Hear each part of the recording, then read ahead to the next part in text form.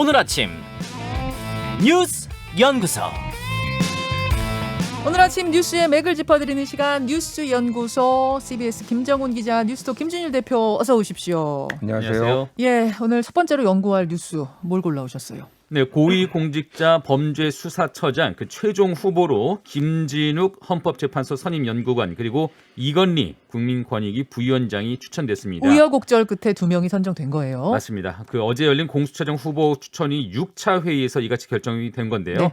어제 회의에서도 야당 측 추천위원 2사람은 퇴장한 가운데 나머지 5명의 추천위원들이 의결을 했습니다. 네. 판사 출신의 김진욱 후보자는 김앤장 변호사를 거쳐서 현재는 헌재 선임연구관이고요. 네. 검사 출신의 이건희 후보자는 대검 공판 송무부장을 끝으로 검찰 나온 뒤에 현재는 권익위 부위원장을 맡고 있습니다. 2명 모두 당연직 위원인 대한변호사협회 회장이 추천한 인사들이네요. 네, 네. 둘 중에 문재인 대통령이 지명하는 한 사람이 국회 인사청문회를 거쳐서 최종적으로 공수처장 그 자리에 앉게 됩니다. 원래는 전현정 변호사가 유력하다라고 했었는데 예. 바뀌었네요. 그러니까 지난번 회의 때는 네. 그 김진욱 선임 연구관하고 전현정 변호사가 5표씩을 얻었어요. 맞아요, 그래서 맞아요. 유력했는데 좀 기류를 봐야 됩니다. 지금 야당 추천위원, 야당도 그렇고 공수처장에 검사 출신을 앉혀야 된다 이런 계속 주장들이 주장했죠. 있었어요. 네. 그래서 사퇴한 임정혁 위원은 축구 감독 뽑는데 왜 야구 선수 출신에서 찾느냐, 왜 그런 말 판사 했죠. 출신에서 찾느냐 이런 얘기도 했거든요. 네. 그러니까 유력했던 전현정 후보를 하고 2차 투표에서 지금 이건희 검찰 출신을 일단 올린 거예요. 그래서 판사 1명, 검사 1명 검사 이렇게 출신 일단 1명. 구색을 맞춰서 그래서 여당에서 전략적으로 올렸다 이런 얘기들이 이제 나오고 있고. 게다가 전현정 변호사는 보니까 추미애 장관 추천 몫이더라고요. 예, 예. 이것도 고려가 됐다는 얘기가 있어요. 그렇죠. 예, 뭐 대한 부담이 변협이니까 좀 더 중립적으로 보이는 거 여러 가지를 고려를 해서 그래서 이렇게 2명을 올렸다 이렇게 보시면 될 것 같고요. 지금 뭐 이제 중요한 거는 사실상 이제 뽑혔던 둘 중에 한 명인데 야당에서 뭐 비토권을 무력화한 이게 공수처법 개정안이 위헌이라고 주장을 하면서 네. 지금 뭐 가처분 신청, 뭐 위헌 법률 심사 제청, 법적 대응 가능성을 열어두고 있어요. 네. 그래서 이게 좀 어떻게 될지 변수는 봐야 되는데 일단은 뽑히는 거는 기정사실화됐다 이렇게 보는 게 맞는 것 같습니다. 그렇죠. 김종훈 기자, 네. 이게 일정이 어떻게 되는 겁니까 이제? 이제 국회 인사청문회를 거쳐 대통령이 일단 지명을 해야 되고요. 그렇죠. 그 이렇게 지명된 사람을 국회 인사청문회를 거쳐서 최종 초대 공수처장에 앉게 되는데 사실 뭐 인사청문회 아시는 것처럼 뭐 그 거기서 크게 브레이크가 걸릴 것 같지는 않아요. 현재 상황이라면. 그래서 그 대통령의 의중이 지금 중요한 상황이죠. 누가 더 유력하다는 얘기가 나옵니까? 뭐 조심스러운 관측입니다만. 아까 말씀하신 대로 지금 판사 출신, 검사 출신인데 검사 출신은 그냥 검사 출신, 검찰 출신이라는 그 자체가 사실 지금 마이너스 형국입니다. 여권 또 청와대가 볼 때는. 아하. 지금 이건희 후보 같은 경우에는 문재인 정부 초기에 검찰총장 후보로 올랐을 정도로 경력이 탁월하긴 하지만 검사 출신이라는 점이 좀 마이너스일 것 같고요. 그래서 지금 글쎄요, 좀 조심스럽지만 지금 현재로서는 김진욱 선임 연구관이 조금 판사 더 출신이. 유리하지 않겠느냐 싶은 생각이 좀 드는데, 근데 저는 한 가지 궁금한 것이 네. 문재인 대통령이 이번에도 이게 초대 공수처장에 앉는 그 누군가를 상대로 이번에도 살아있는 권력도 엄정하게 수사해달라 이렇게 격려를 할지 이게 좀 저는 궁금하긴 하더라고요. 그러니까 누가 공수처장에 오르든 뭐 윤석열 검찰총장이나 최재형 감사원장처럼 한순간 정권과 다른 길을 갈 수도 있기 때문입니다. 특히 지금 임기 말에 정권이 힘을 실은 새로운 권력기관장의 행보 지금으로서는 어떻게 움직일 것이다 쉽게 예단하기가 좀 어려울 것 같기 때문입니다. 그래요.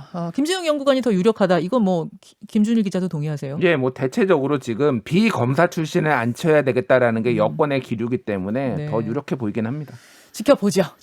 두 번째 연구 주제로 갑니다. 네, 서울 동부구치소발 코로나19 확진자 수가 700명을 훌쩍 넘었었습니다. 와. 예, 동부구치소는 앞선 검사에서 음성 판정을 받은 수용자 1,689명을 상대로 예. 3차 점수 검사를 벌인 결과 어제 233명이 추가 양성 판정을 받았다고 밝혔습니다. 어허. 이에 따라서 코로나19에 걸린 구치소 직원 또 수용자 수는 전체 수는 748명으로 늘어났습니다. 아니 한 장소에서 한 곳에서만. 동부구치소 한 곳에서만 748명이요? 그렇습니다. 예.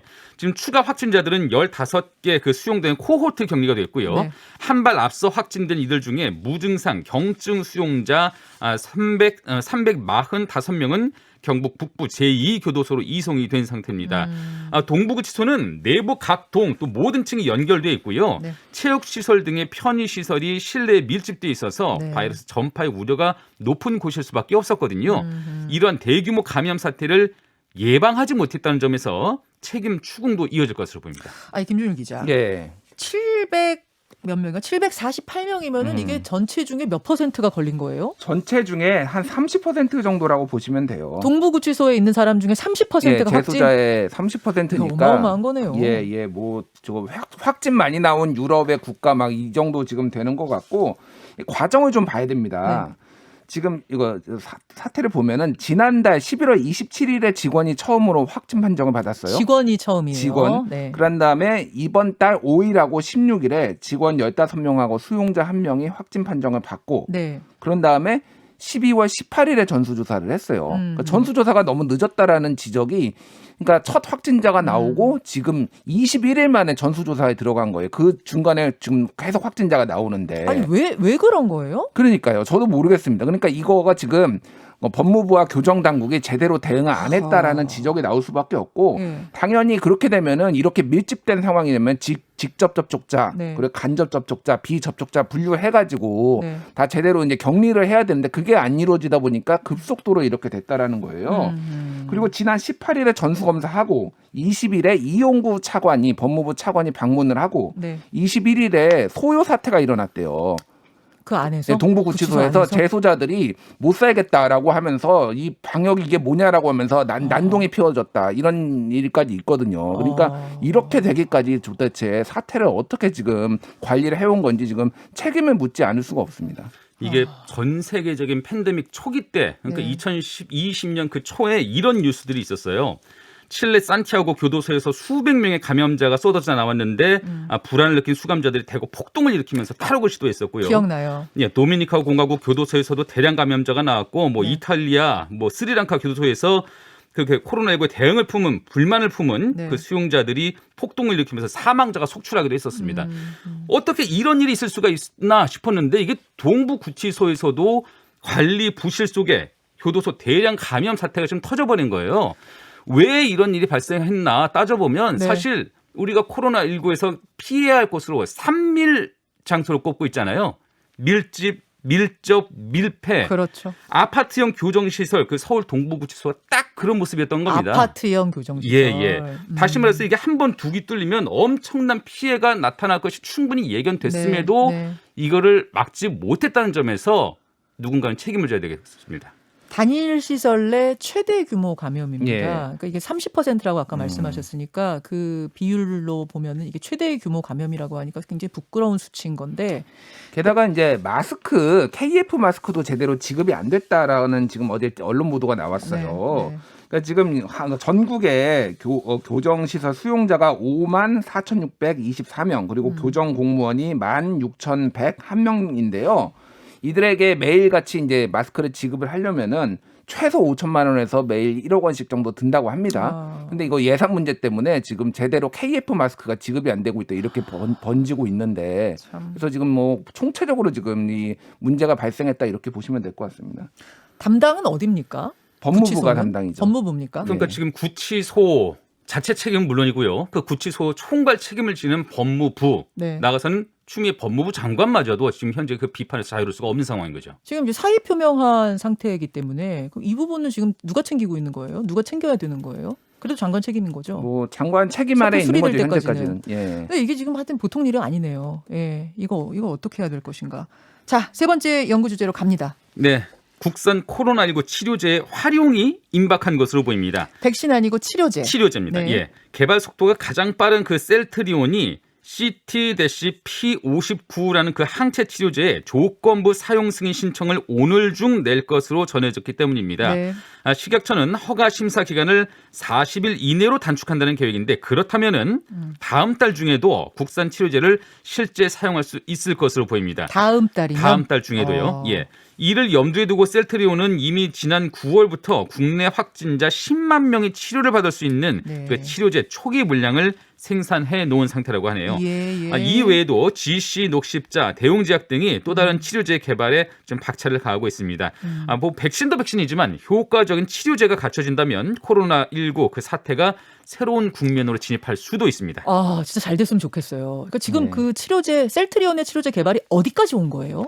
일단은 지금 임상 2상을 하고 투약을 마친 다음에 그 네. 안전성과 유효성 데이터를 분석을 해왔고요. 그래서 지금 3상에 들어간 상태죠. 예, 그런데 예. 이제 원래는 180일 정도 이제 허가 심사 기간이 걸리는데 이거를 지금 40일로 단축하겠다라는 게 정부의 방침이에요. 긴급하게. 예, 긴급하게. 워낙 긴급하니까. 예, 그런 상황이고 어저께 문재인 대통령도 치료제 개발과 상용화에 빠르게 성공한다면 코로나 극복에 또 다른 길이 열릴 것이다 이렇게 수석 보좌관에 의해서 얘기를 했습니다. 네, 네. 그리고 이낙연 대표도 조건부 사용 승인 신청이 오늘이죠. 오늘 식약처에 접수돼 승인 여부를 1월 중에 결정할 것으로 보인다 이렇게 얘기를 했어요. 그러니까 사용을 승인해달라는 신청이 오늘이요. 예. 오늘이에요. 예, 오늘. 예, 29일. 예. 아, 오늘 신청이 될 거다. 예. 아, 이거 큰 뉴스네요. 예, 그런 상황이고 지금 이제 여기서 거론되는 게 이제 셀트리온입니다. 한 5개 정도 있는데 네네. 그 중에서 이제 셀트리온이 가장 앞서가죠. 유력하게 거론되고 있어요. 근데 셀트리온을 둘러싸고 이런저런 잡음들이 좀 있습니다. 어떤 거요? 어저께 셀트리온에서 네. 임직원들한테 주식을 매매하는 것을 금지했어요. 그 임직원 및 예, 그 가족들. 그 가족들한테 셀트리온 주식을 사지도 말고 팔지도 말고 건드리지 마. 예. 이런 명령을 내린 거죠. 근데 이미 부회장 그리고 전무 이사 이런 사람들이 뭐 36억 원에서 14억 원어치 지금 주식을 판매를 한 상황입니다. 이미. 예, 이미 팔아가지고 이거 왜 판 거냐 도대체. 만약에 치료제 개발에 성공을 한다라면은 오히려 주가가 더 뛸 텐데 지금 판 것이 뭐 실패한 거 아니야? 뭐 이런 얘기까지 지금 그런 뭐 얘기가 나오는- 돈 반면에 예, 정반대의 얘기도 돌았어요. 뭐냐면 성공을 했다. 그러면 이제 흔히 증권가에서 이제 재료가 소멸됐다 이런 얘기 하잖아요. 예, 예. 그럼 이게 최고점이니까 판 거 아니야? 또 음. 이런 얘기. 성공했다는 얘기들도 있고 뭐 해서 이런 것이다는 얘기도 있고 아니 해서 이런 것이다는 얘기도 있고 또 하나는 증권가에는 소문은 많아요. 예, 대주주의 적격 심사 뭐 걸리는 부분이 있어서 물량을 좀 소진해야 된다 뭐 이런 얘기도 있고 뭐 여러 썰들이 있는데 어찌 됐든 잡음이 나올까봐 예. 셀트리온에서는 매각하지 그렇죠. 말라 이렇게 이제 공식적으로 얘기가 나온 상황이에요. 잡음이 나올까봐 매각하지 말라라고 매수도 매각도 하지 말라고 하는 거 이건 좀 맞는 조치인 것 같아요. 다만 이게 좀 더 빨랐어야 되지 않겠는가. 이미 차익 실현할 사람들 실현한 거 아닌가 또 이런 생각도 들긴 하는데 뭐 그게 중요한 게 아니고 치료제가 성공적으로 정말 잘 나왔으면 좋겠다. 기대를 좀 해봅니다. 예, 해봄직하고요. 예, 그 셀트리온 치료제는 신약입니다. 신약. 예, 예. 이렇게 쉽게 누구도 개발하기 어려운 신약이에요. 예. 근데 신약이 보통 한 10년 이상 걸리거든요. 신약 개발 그 자체가. 네. 근데 셀트리온 설명에 따르면 이 신약 개발을 10개월 만에 단축시켰다는 게 이게 셀트리온의 설명이에요.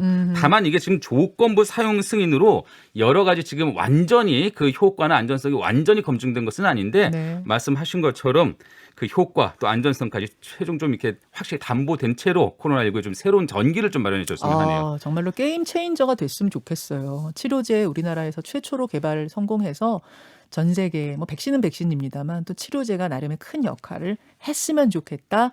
기대해 봅니다. 여러분 셀트리온 치료제예요. 코로나 치료제가 긴급 승인 신청. 예, 오늘 사용 승인 신청합니다. 신청에 오늘 들어간다는 요 소식까지 전달하죠. 수고하셨습니다. 감사합니다. 김현정의 뉴스쇼는 청취자 여러분의 참여로 이루어집니다. 트위터, 페이스북, 레인보우 게시판, 그리고 단문 50원, 장문 100원의 유료 문자 샵 1212, 우물정 1212 통해 참여하실 수 있습니다. 김현정의 뉴스쇼 여러분과 함께 만듭니다.